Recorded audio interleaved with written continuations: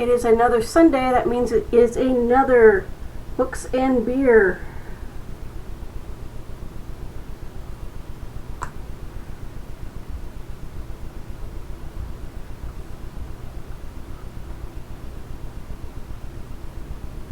All right.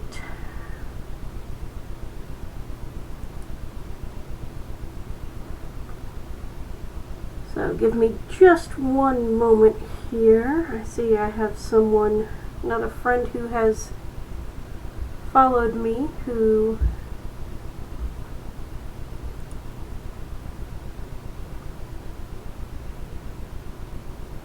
is using Twitch for the first time. So I want to see if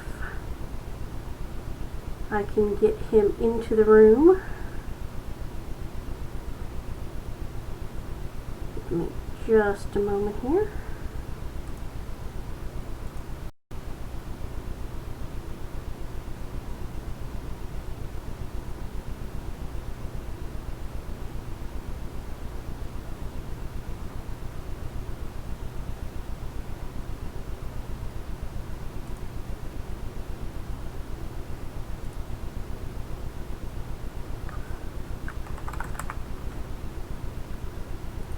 Friend from work, so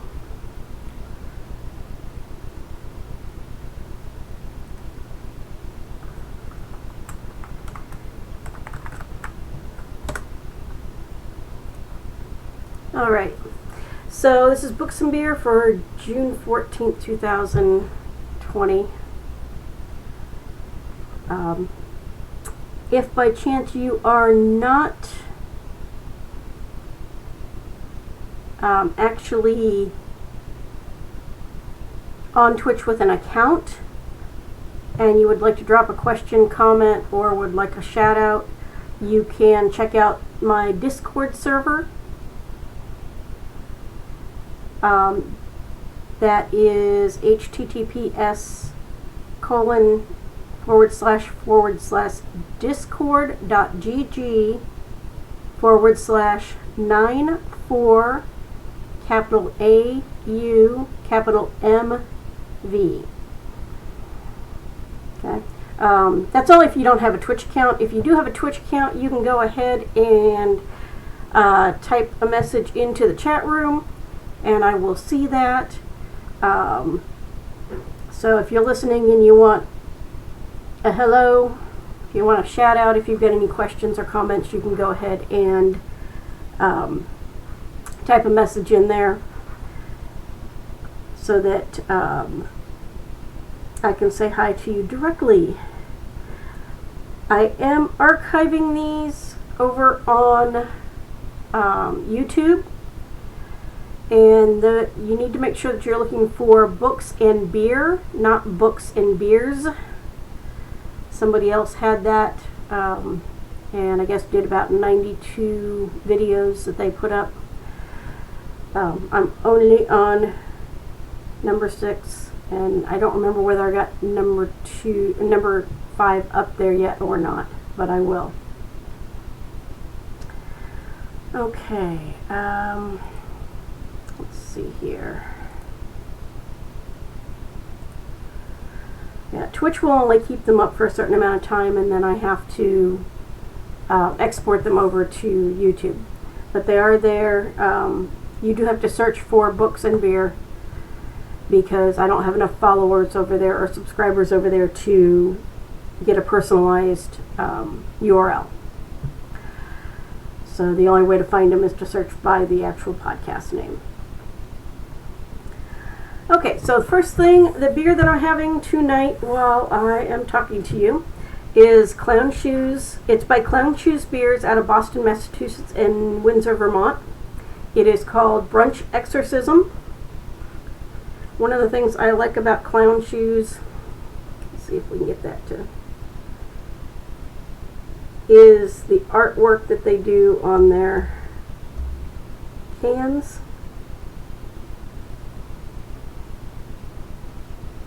And yes, it's a very tall can. It's actually almost 20 ounces rather than 16. So chances are I won't finish it before we get through the podcast. Brunch Exorcism is an American Imperial Stout aged in bourbon barrels, Irish whiskey barrels, and maple bourbon barrels with coffee. Now, Clown Shoes, according to their can, their mission is to produce beer without pretension while being free and a little crazy.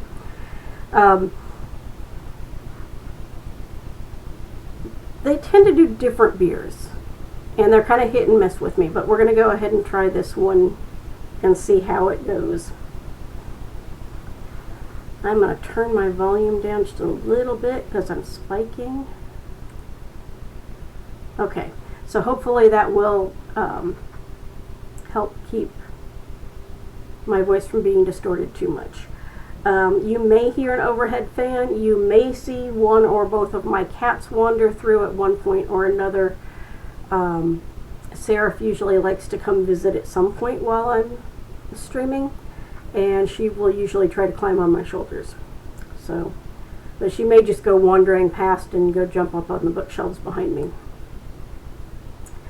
Okay, so Imperial Stouts are higher alcohol by volume than regular stouts. This one is 10.25% alcohol by volume, so it's fairly hefty. And after the past week, I'm more than happy to be drinking a fairly hefty beer. Okay, they do tend to put a little bit of a blurb on their cans, so I'm going to go ahead and read that for you. Fitz is a festival maker here at our home at 306 Northern Avenue. When the tents begin to rise, you never want to interfere with his work. A brunch-obsessed demon didn't get the memo. He hurled giant bagels, caffeinated beverages, and strips of cooked meats at the brewery. Fitz, barely phased, exorcised the brute. Now no longer a demon, the meek soul cleaned up his mess before descending back to hell. Brunch Exorcism is aged in bourbon, Irish whiskey, and maple bourbon barrels. Cold brew, applewood, and beechwood smoked malts round out the flavor profile, delivering a demon-free brunch in a glass. So, this just kind of sounds like my kind of beer, but like I said with Clown Shoes, it's been kind of hit and miss. So, I am going to go ahead and give it a try. I'm going to hope that I like it. It is nice and dark.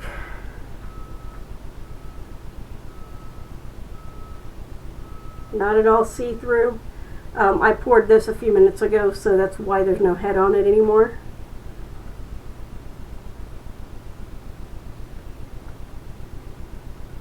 Oh yeah, this one's my kind of beer. And after I've tasted a little bit more of it, I'll tell you a little bit more. But there's definitely coffee in there, and there's definitely maple in there. Definitely. Okay. Hey, Joel. Joel is one of my coworkers, and he was also one of my co-instructors. And one of the things that we kind of bonded a bit over was beer. Although I have a tendency to still tease him for most of the beers that he chooses to drink because he likes IPAs a lot more than I do. But yeah, this has been a lot of fun doing these episodes streaming because I can get a little bit of interaction even if there's just one or two people in the chat. And I know some people who listen to them later, they'll download them from YouTube and listen to them like you would a normal podcast, and some people who will view them on Twitch later as well. So it has been a hard week at work.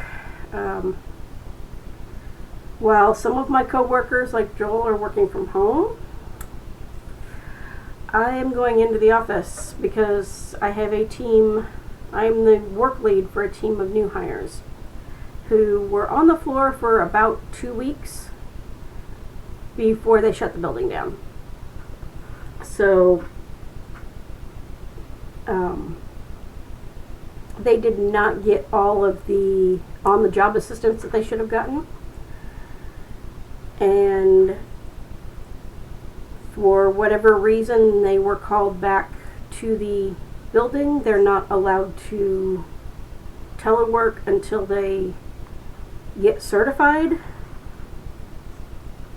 And I didn't think it was fair to them to try to learn what they were doing with a work lead working from home. Technically, I have everything I need to work at home, but until the majority of them are certified, I probably will still be going into the office. The problem with that is we haven't been able to get the work to certify them on. It is being held up by our planning and analysis department. So it's been a bit frustrating. It's also been a bit frustrating because our manager is going to be leaving next Friday, and we don't know who's going to be taking over. I'm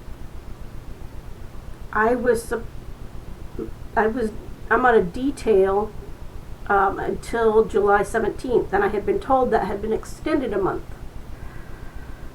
I found out on Thursday night that it had not been extended a month, and so my last day with this team will be July 15th at this point. So they're going to lose the manager and the lead who have been with them since they were in the classroom within 3 weeks of each other. And because they do not do the full scope of work that the majority of the people in our building do, there isn't anybody else who is going to be used to managing or assisting them at the level that they're used to that they're working at. So I'm a bit concerned about that. It is subject to change. Everything at work is subject to change on short notice, but at this point in time, I am a bit stressed out about that. But we'll see how that goes. Sounds like the typical stuff at the office. It's been a little worse this year, Joel. Been a little bit worse. In fact, our department manager was on vacation last week and most of this week, so I can't even talk to her about it, but it will work its way out one way or another, and I really would like to stay as their lead for a little bit longer, partially because, quite frankly, I don't want to get on the phones, which I would probably have to do if I went back to my team, which I haven't actually ever been with because I switched to nights while I was teaching, and they gave me a home team, but I don't have a desk with the home team, and I've never actually been with them because I went straight from teaching to being the lead for the new hires. So yeah, that whole transition is going to be fun no matter how it happens. Okay, so let's get on to the books. I'm going to start off with audiobooks. I've listened to a book more than I have read a book this week.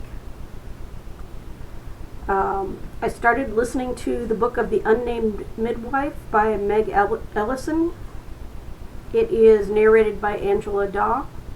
And I started this on the way into work on Monday. I have about 3.5 hours to go. It's about a 9.5 hour book, I think.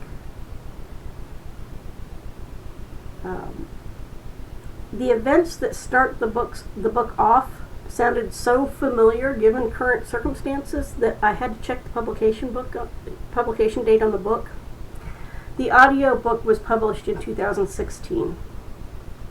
So it was not written to current situation, but yeah, the very beginning of the book made me have to go check that. The book starts out with a very virulent virus sweeping throughout the U.S. and overwhelming the hospitals. And no one's able to find a cure for it. Very large numbers of people are dying. And women and children are the hardest hit. Of the people who get the virus, with men, 1 out of every 10 who gets the virus survives it. With women, that is 1 out of every 100. And it particularly strikes pregnant women, infants, and children. So, the main character does get it. She is a nurse in a neonatal unit in San Francisco. And she is left for dead, although she does recover. By the time she has recovered, utilities and government have collapsed. There's no water, no electricity, no TV. None of the things that you would use to try to get information. Riots have killed many of the people who did survive. And so after 2 encounters that very nearly end up with her getting killed in San Francisco, she disguises herself as a man and takes to the road. She encounters a few people, but she'll go sometimes weeks or even a month or 2 without seeing anybody. And most of the people that she does encounter are men, and they're usually in groups. The few women that she encounters are usually being kept by one of those groups of men. And they may be being kept in as a valuable asset, or they may be kept as essentially slaves.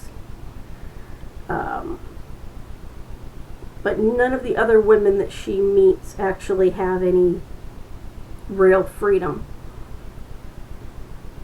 And a few of them that she meets have no chance at all of protecting themselves. So,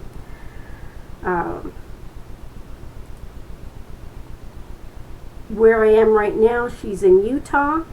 She encountered a Mormon town. There were probably only about 35 people there. 3 women, 4 children that she never saw, and everybody else was male.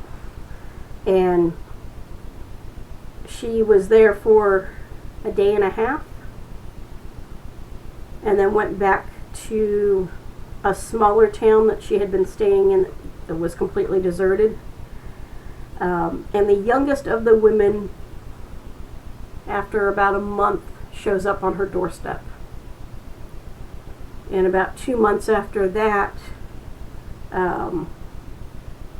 that young woman's husband appears. He had been off on a mission to Colorado. So that's where I am in that book right now. It's been very interesting.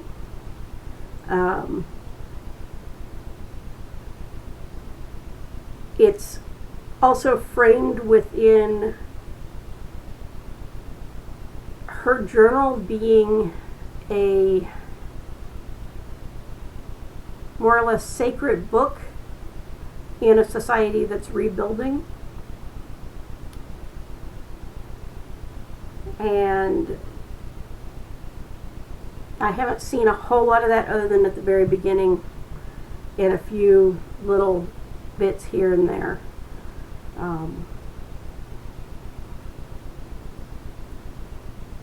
So it's a very interesting book, and the way the story progresses and the explanation as she finds out more about what happened after she became ill is very logical, makes a lot of sense. It's very easy to follow it. So that's been very disturbing and interesting at the same time. I should finish it this week, and then I will probably listen to a non-fiction book, but I'm not certain. We'll just have to see. I have not been walking this week. No, bad on me, but I haven't been. So I haven't listened to any of the other Queer Eye audiobooks. The new season is streaming on Netflix, and I did binge it last weekend. I needed one of my, what I call happy tear shows that make me feel good about the world. And so I basically binged the thing in 2 days. Most of the reading that I've been doing this week has been nonfiction. And none of it, I haven't completed any books. I've just started them. I started Meditations by Marcus Aurelius. I haven't actually gotten into the Meditations yet. I'm still in the introduction, which was written by Gregory Hayes. The sections of the intro that I read this week were on the philosophy and the background for the Meditations. So it was a bit about the history of Stoicism and how the Stoicism of Marcus Aurelius in Meditations is a stripped down version of the original Greek or Hellenistic philosophy of Stoicism. It's not watered down, but it is kind of directed a little bit differently.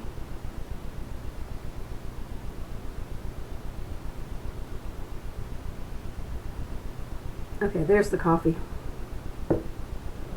The maple's the maple is really, really strong, but the coffee is definitely in there.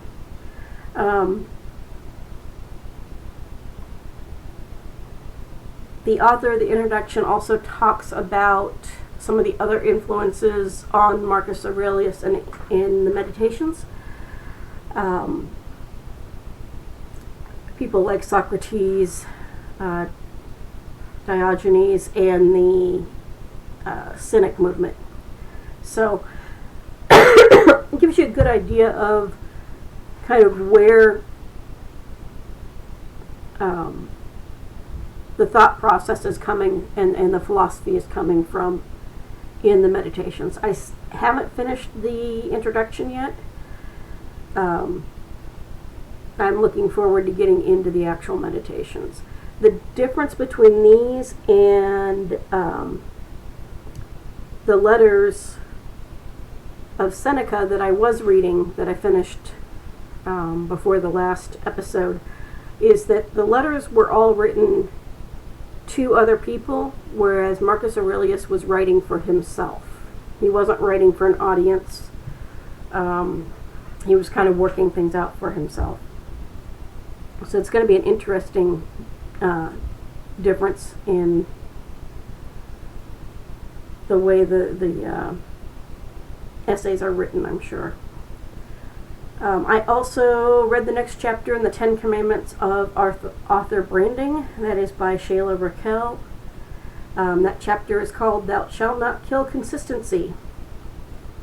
I'm trying to get my author brand up and going. I'm trying to figure out how to do marketing for my author brand because I don't stick to one particular genre when I write.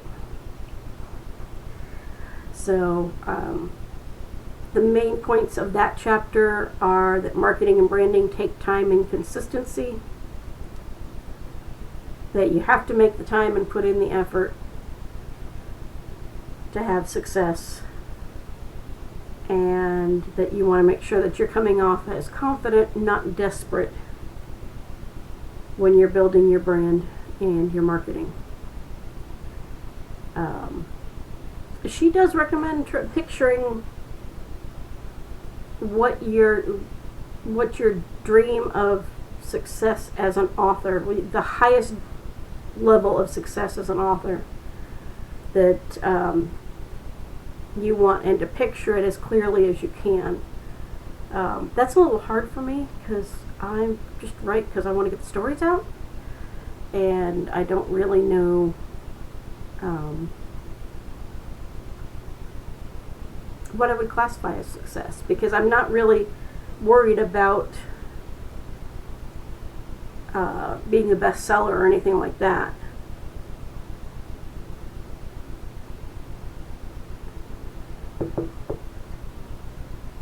Okay.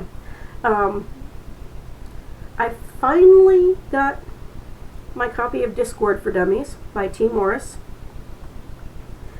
If you haven't listened to previous episodes, I know T and his wife Pip, and I know them fairly well. And I was reminded when I was listening to one of their podcasts that they actually direct sell their book autographed copies of their books off their website. And I needed to pick up a couple of other books of theirs for someone else. And since I was going to order it from their site, I checked to see if Discord for Dummies was on there, and it was, so I ordered it directly from them. I have an autographed copy now, and I'm very happy. I've only read the introduction in chapter 1, and it's a little less snarky than I'm used to T being. He tends to be a little on the snarky side in most things that he does, but it is a good introduction to Discord and why you might want to learn how to use it. I know I use it to keep up with my SCA, Society of Creative Anachronism group here in Austin, especially now that we are not having live events. And I've also used it for some online gaming, for testing out some online gaming so we could actually talk rather than chat, because the application we were using didn't have an actual voice chat. They only had a text chat. So I already use it. There wasn't a whole lot new in chapter 1, which was basically setting up your Discord account that I wasn't already aware of. There were one or two things in the settings that I had overlooked. So that was kind of nice to see those things. And I'll be able to look at those later.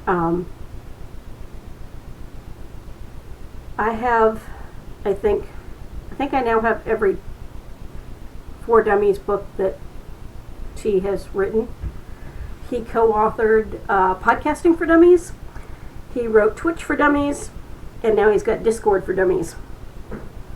And he let me know that Discord for Dummies will actually tell me how to hook my Discord up with my Twitch so that maybe I can interview people or have somebody else on the actual podcast. And what I would eventually like to do is to be able to interview people, or at least have other people on with their preferred adult beverage to talk about what books they're reading and what kinds of, what authors they like and things like that.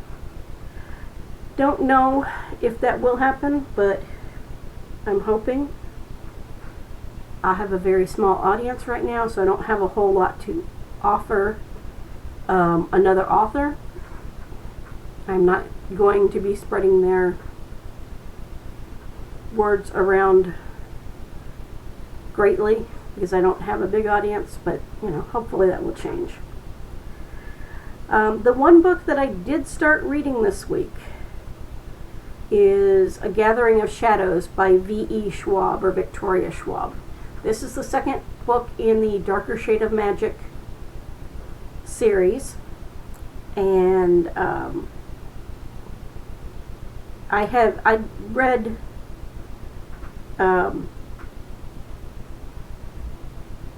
I'm sorry, it's the Shades of Magic series. A Darker Shade of Magic is the first book. And I've had that book for a couple of years, and I had read it when I first got it. But the author I met the author at the Sirens Conference that I go to almost every year. And she had warned me not to read the second book until I had the third book available, because I would probably want to throw the second book if I did. So I took her advice and waited till I got that third book. So the Shades of Magic series is a universe where parallel worlds exist. The only thing they have in common is the City of London. But the City of London is not the same in each of the worlds. You have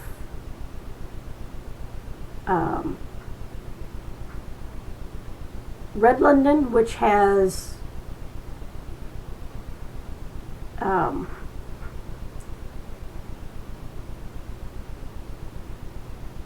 lots of magic. You have Grey London, which is the London more or less that we would know, that has a little bit of magic but not much, and most people don't know about it. You have White London, which has been drained of magic to the point where it will try to drain anybody who has magic if they stay there too long. And then you have Black London, which was locked away because magic had become essentially a sentient entity.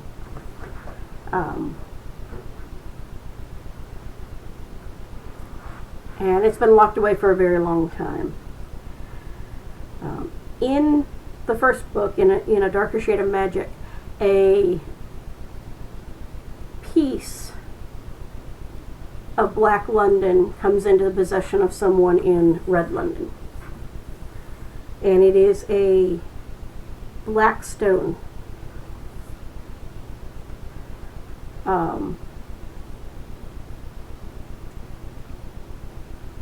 During that book, that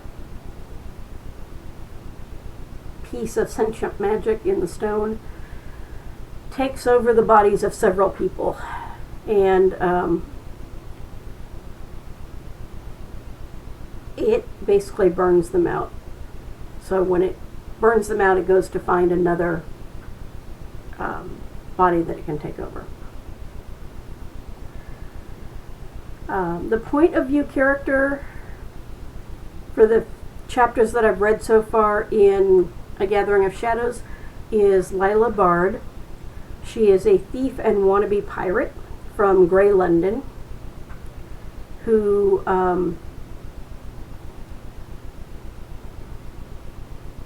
followed Kell, who is from Red London,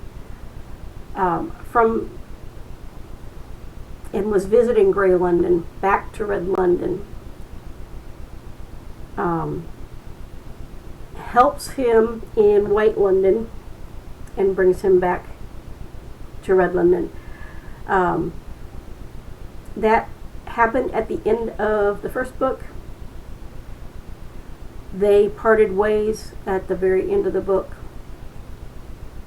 And the first 3 chapters of A Gathering of Shadows are all from Lila's point of view. It starts out with her in the middle of the ocean in a sinking rowboat. Slowly sinking rowboat, but sinking rowboat.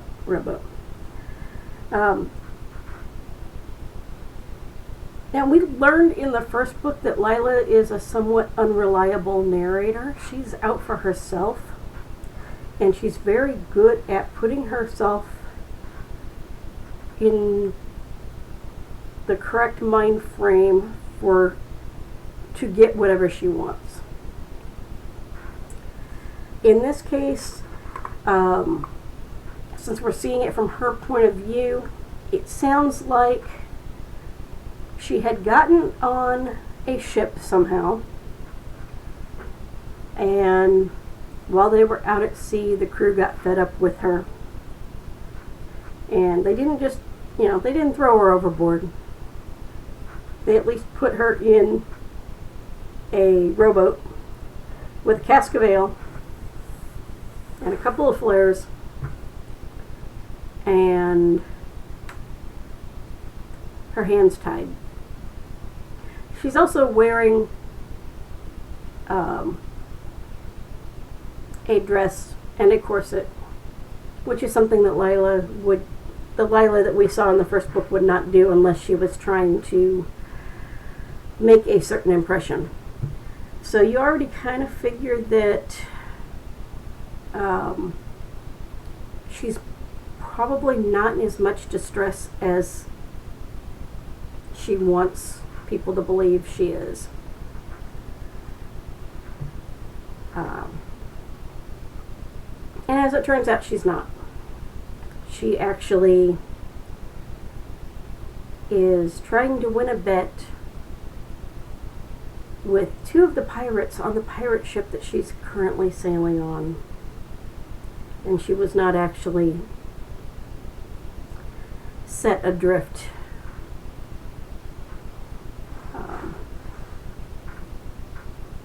Because the crew didn't want her on the ship. So,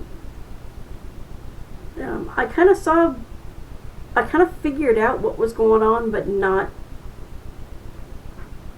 completely, not exactly. So, knowing what I did of Lila's character, I kind of figured she was up to something. I just didn't figure quite what she was up to. The second and third chapters, the second chapter starts off from the moment she left Kel to head off on her own, and she went straight down to the docks. And it is the story of how she got to be where she is as the official thief for this particular pirate ship.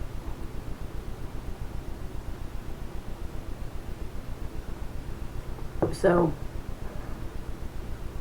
I meant to read more of it this week because I really like the author's writing, and I really like the author. She's a sweetheart. But it just didn't work out for me to get the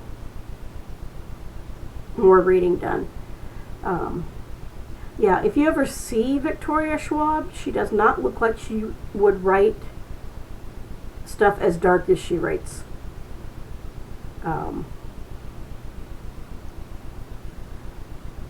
She's one of those people who looks bright and bubbly and cute, and you wouldn't think that she would write dark stories, but she really does.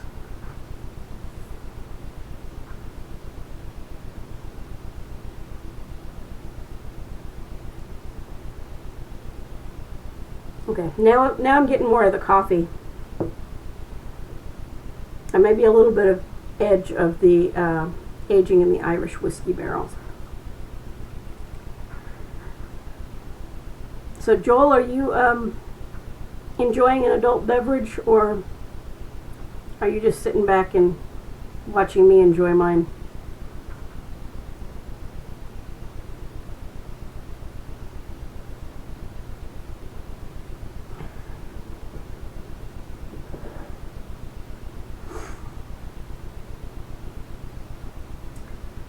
the only other real reading I did this week, I spent some time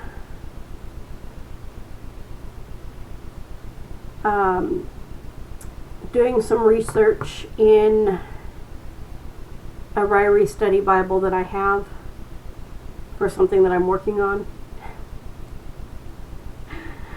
Joel, it's called Books and Beer. You're supposed to have your adult beverage while you're listening. I've got over a case of single cans and bottles of beer for this podcast. So it's going to be a while before I repeat one. But like I was saying, I spent some time doing some research in my Ryrie Study Bible for something that I'm working on. Which will probably go out later tonight. Flipside Red IPA. Is it a can or a bottle? That one doesn't sound familiar. I mean, I've heard of red IPAs before, but not Flipside.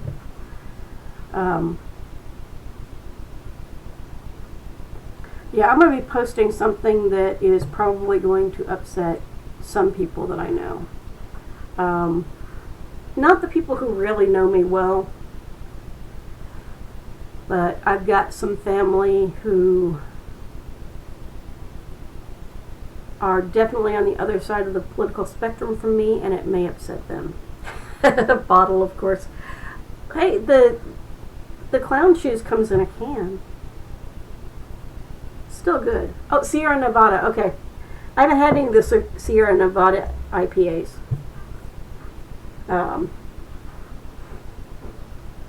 I've had some other Sierra Nevadas. Being from California, Sierra Nevada was one of the first craft brewers that I ever had. So,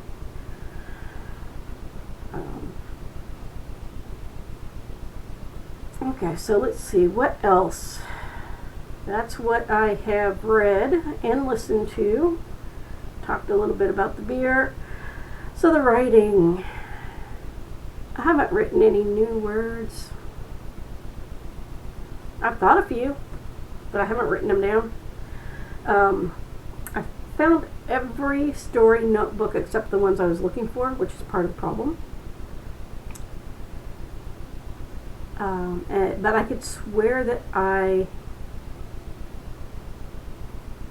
wrote a particular part of a story down and I cannot find it. And I'm wondering if I didn't just work that part of the story out so much in my head that I thought I wrote it down. Which is possible, because there's two other stories that I know.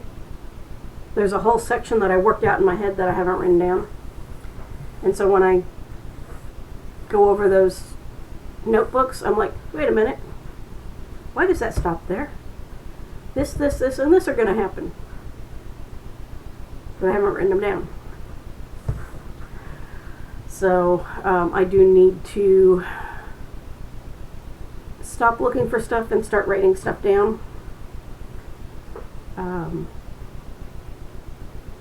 I really need to finish the revision on the first Double Helix book so I can republish that. I need to finish the revision on the second book so I can publish that as well. The third book, yeah, that one I still have to do revision on. The fourth and fifth books still need to be finished. The fourth book is about 2/3 of the way done, but the fifth book is only about halfway done. And then I think I'm going to try writing something else, although I've got the first 3 books in another Double Helix series plotted out. But I've got my Starfall Arena series, which is sci-fi, like far future space station MMA sci-fi. I've got a paranormal romance. I've got several fantasy books. I've got a bunch of stories with a family of gods where the god of war and the god of death are brothers and they don't like each other.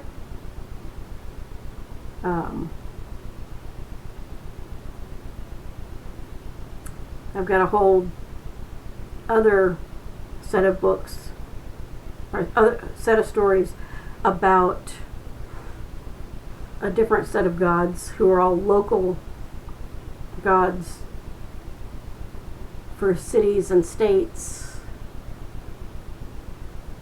and municipalities, not just in the U.S., but where they're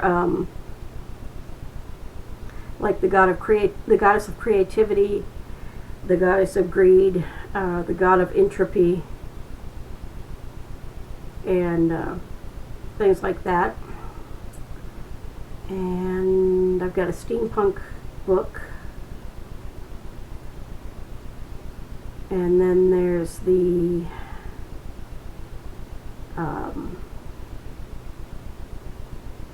Kevin St. Clair stories. He is a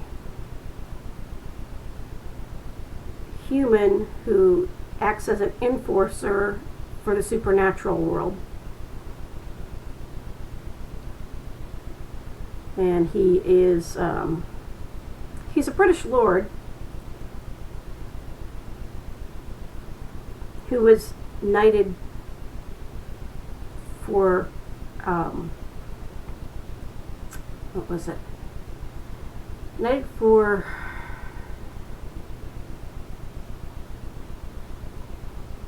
contributions to the safety of the realm, or something else significantly vague, to cover the fact that it was because he's the supernatural enforcer for the realm.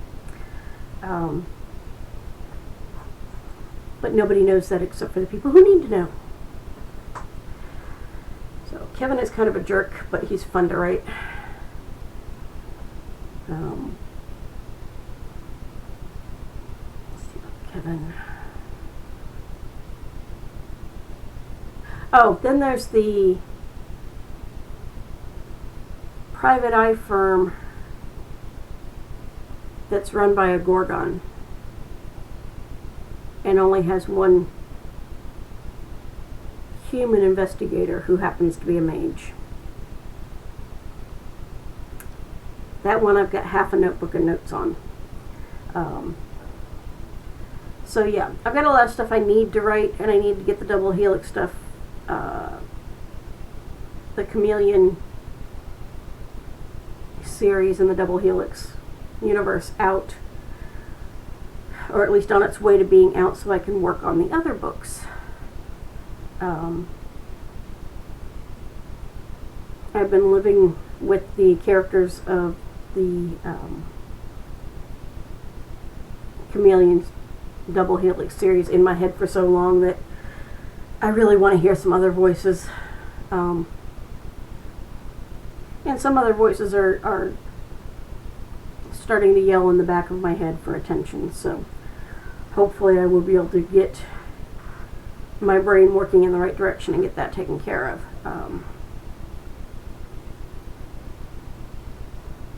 But we'll have to see.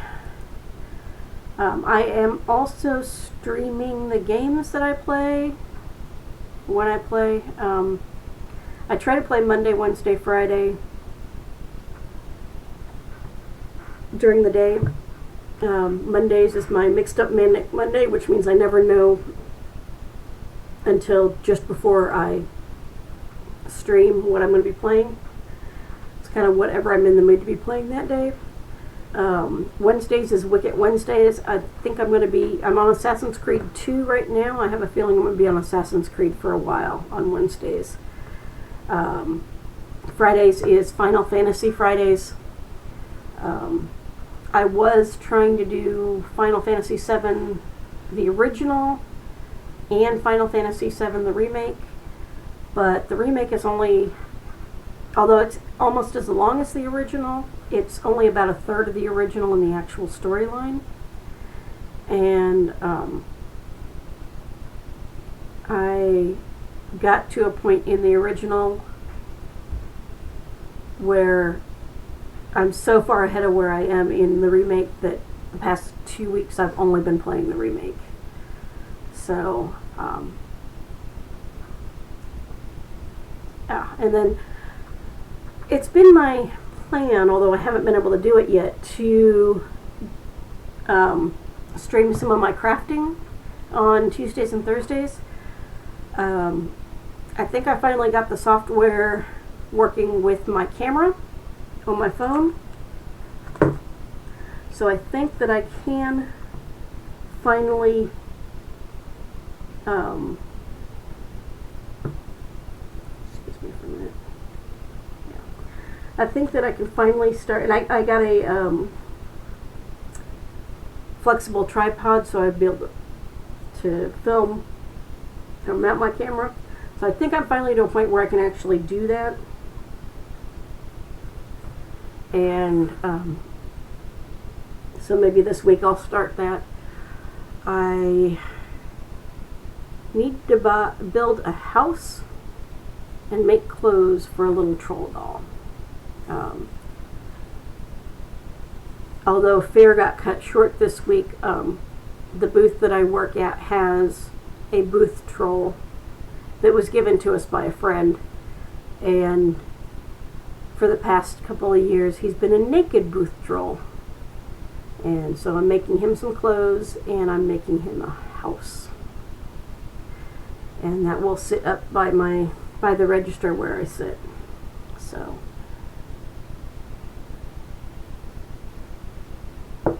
that should be fun. But I also have some other things that I need to work on. I have some calligraphy and illumination for some special projects that I need to work on. I have some embroidery and some weaving and things like that that I need to work on as well.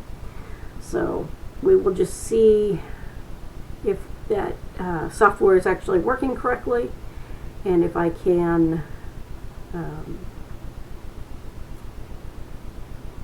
get those projects started and film them in such a way that they actually, you can see what I'm doing. But that is about all that I have for today.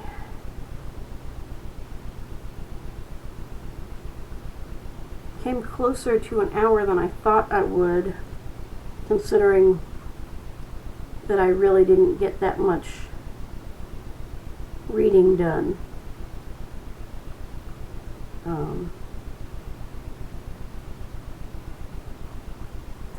But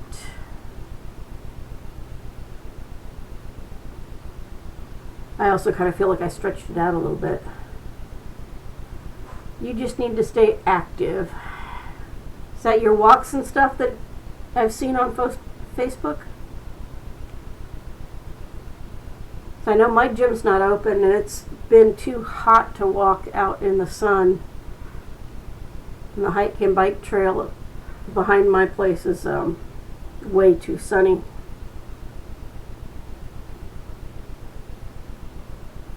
I'm too lazy when you're working from home. See, that's kind of the advantage to working nights, even if I end up working from home, is that I can go out for a walk first thing in the morning. I don't have to get up early to do it. In fact, I pretty much don't set an alarm unless I need to, like, go to the grocery store or something. Yeah, my gym's not open yet, so I can't go to my gym. Although I have 2 small kettlebells and I have a workout mat, so it's not like I can't do some stuff around here. I just haven't done it. I need to. I might actually get more done if I started exercising again, because I noticed that when I was exercising, I had more energy and more motivation to get stuff done. So that's something that I probably need to do. Well, no, not probably. I do need to do it. So we'll work on that. I know I have one or two people that if they get the cases that the types of cases they need to be certified on, that they may get certified this week. But we supposedly have some people coming back next week. So, I don't know. I may be working in the building until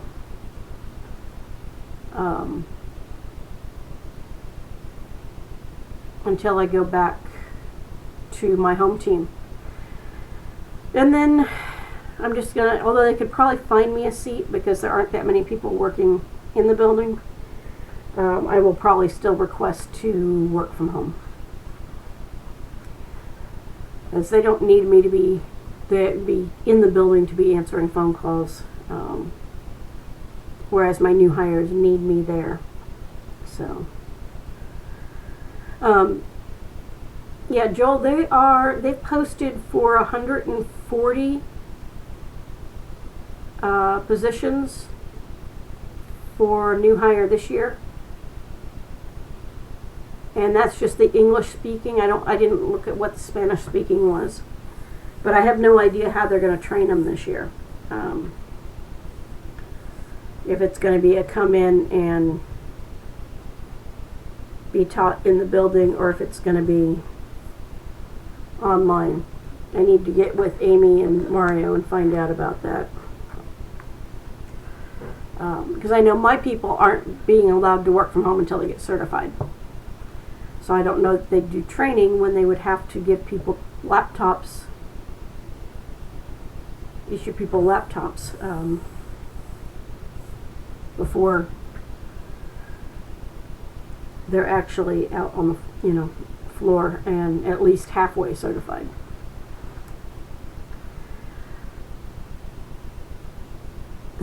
You hope they need instructors. I may not be able to instruct new hire this year, and I haven't told Amy and Mario that.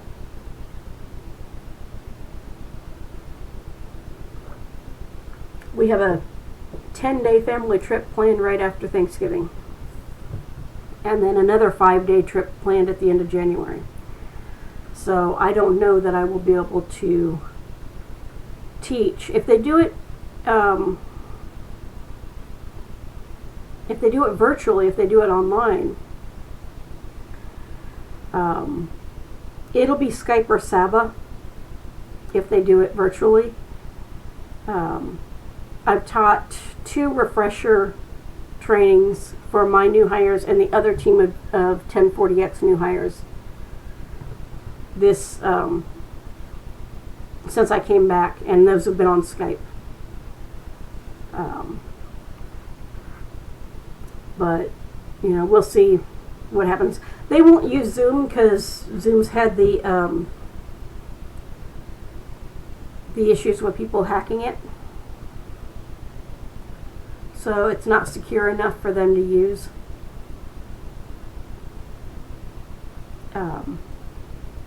But if they do online training, then I may be able to still teach at least some of the time. But otherwise, it looks like I probably will not be teaching new hire this year. So, and that's if they can even get the 140 people to begin with. That's about what they wanted last year, and we were down to 2 classes. And then the 2 classes of 1040X new hires. So, but I'm getting the hang of doing it on Skype. It's switching between things that I'm sharing that's been a little bit of a problem. I have no problem sharing my desktop or a PowerPoint, but when I have to go back and forth between the two, it's a little bit of a hassle. but I'm getting there. So that is everything I have for this episode.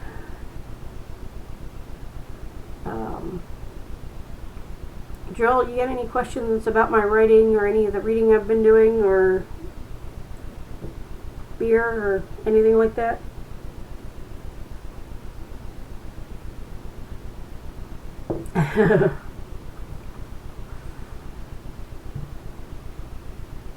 Now, switching between things on Skype does not necessarily go smoothly.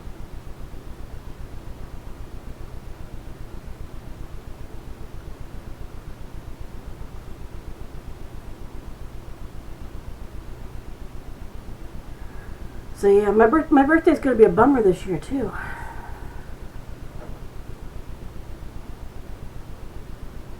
It's on a Sunday, which means I'll be broadcasting on my birthday.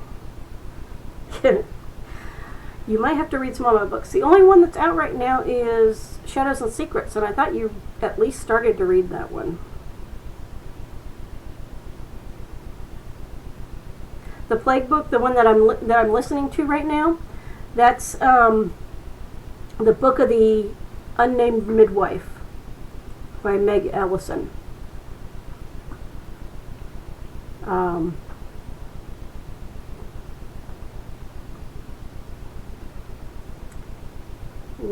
When did you read? You started reading it when we were teaching. I'm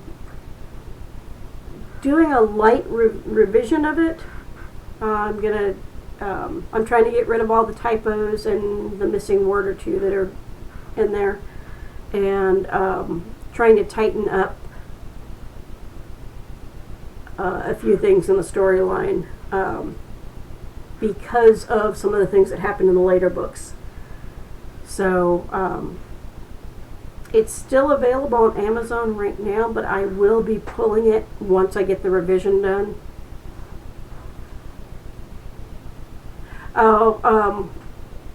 Yeah, the Book of the Unnamed Midwife is, I don't like it. It's interesting, but in a disturbing way.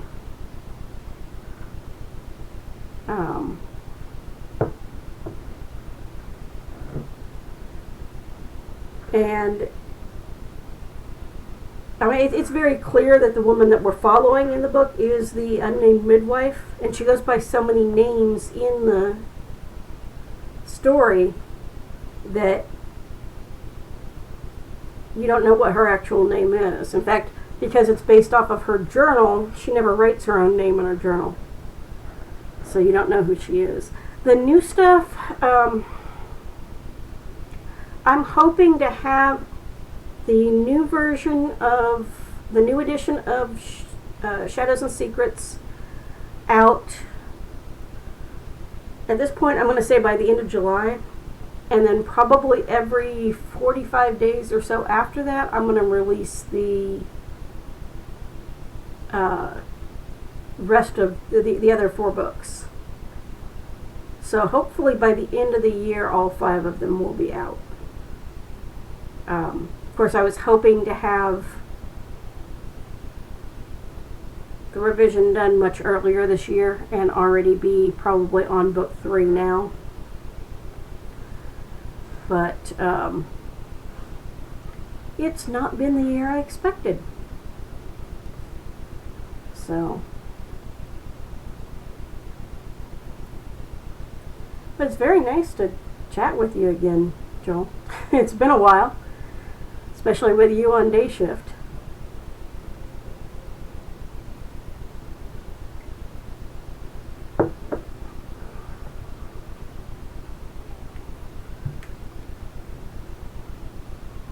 I'm trying to think, because you're down in South Austin. If you were up here, I would tell you to make the trip up to the Boutique, which is a bottle shop up here. That's where I've gotten most of my singles of new beers. I know there's a bottle shop in South Austin, but I want to say it's over by Manchac. and I don't remember what the name of it is. Although as close as you are to work, you're down by, you've got, yeah, Boutique is the one I'm talking about. They've got a really, really good selection. I've been in 3 times and I've spent too much money all 3 times. But you've got St. Elmo's, Independence, Skull Mechanics, and Nomadic Brewing all down by work. Independence is down on Todd. St. Elmo's on St. Elmo, on the other side of 35.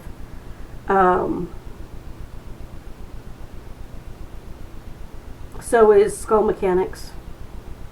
And then Nomadic is just west of the Walmart. If you go up that road by the public storage. Yeah, I would have to check on tap to see whether I actually stopped by Skull Mechanics. I know I thought about it, but I don't know. I don't remember whether I went in or not. I've been to St. Elmo. I've been to Independence. I haven't been to Nomadic yet. So, if I can get this all working right, I would like eventually to maybe do some on-site stuff. St. Elmo's has got, St. Elmo Brewing's actually got some really good beers. And I know they've at least partially opened up. I don't know if they've fully opened up yet. But it's been interesting. I haven't done any of the, I haven't actually gone and picked up any beer from the breweries since the shelter in place started. Like I said, I've been up to the Boutique a couple of times.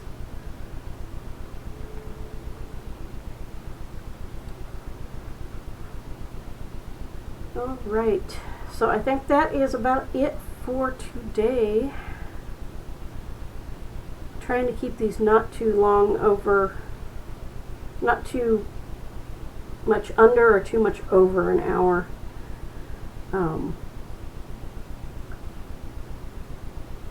Because I do still have to do things like prep lunches for work.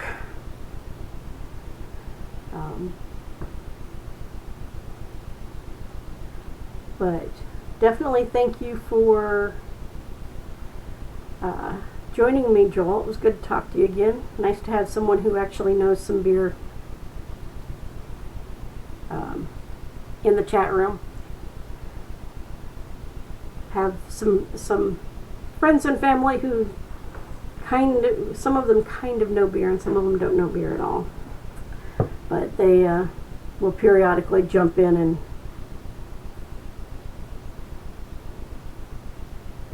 listen to me ramble.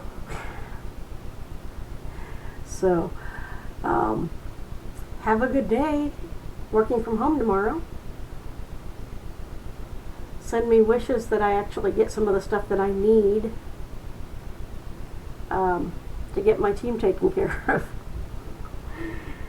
And have a good beer or two. And I try to do this at 7 p.m. on Sundays. And I will try to post on Facebook if that's going to be late or if I'm not going to be able to do it for some reason. But you can pretty much assume, unless you see something on Facebook, I will be streaming. So yeah, no, that's why I don't want to go back to my team. Is because I don't want to have to do phones, even though I would only have to do phones till 9:30. I still don't want to do phones. So, but you guys have been on phones pretty much all day, right?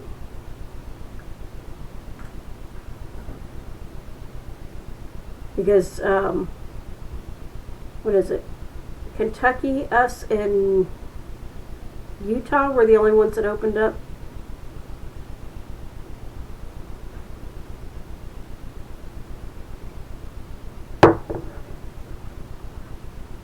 Ugh. Yeah, no, not my idea of fun. Especially not with economic impact payments on top of everything else.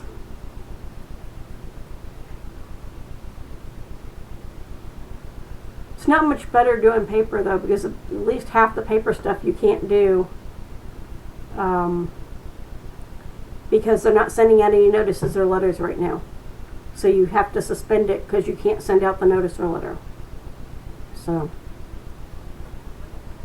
not really getting a whole lot accomplished that way. KC's tomorrow.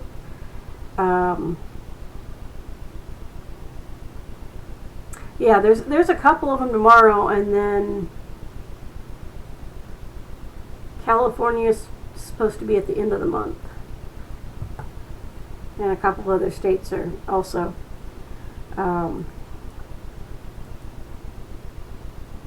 Yeah, people don't think about the fact that,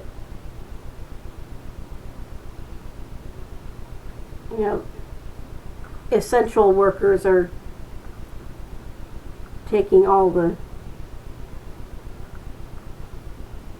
burden of usually what would be fully operating sites. So, yeah, we'll see what happens. It's not looking good for a lot of places with the numbers going back up again. So, but you have a good week. You won't catch me on Skype for work while you're working because I don't go in until 4:30. So, but feel free to send me an email or something like that. I've got one going with my Team Cheez-Its crew, and 2 of them are on days. So I will gladly send emails back if you send me email. Did you get the letter I sent? Because I'm pretty sure I sent yours.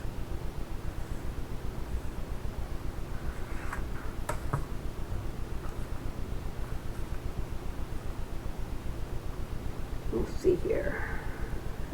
Wait, maybe I didn't. Nope, I've got a check mark by you. I sent it. So did you get the card I sent you?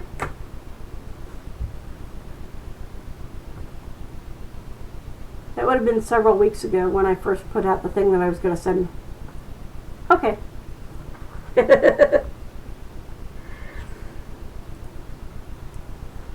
Yeah, not many. I think only 2 people told me they actually got the letters that I sent. So I've been kind of checking to see whether people got them.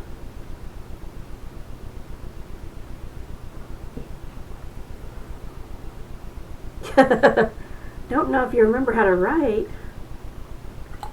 I can read a doctor's signature, so it doesn't have to be fancy. I think letter writing is a skill we need to relearn. So, okay. I'm going to go ahead and call it. So you have a good week. and read something, enjoy a good drink, and try not to let the crazy get you.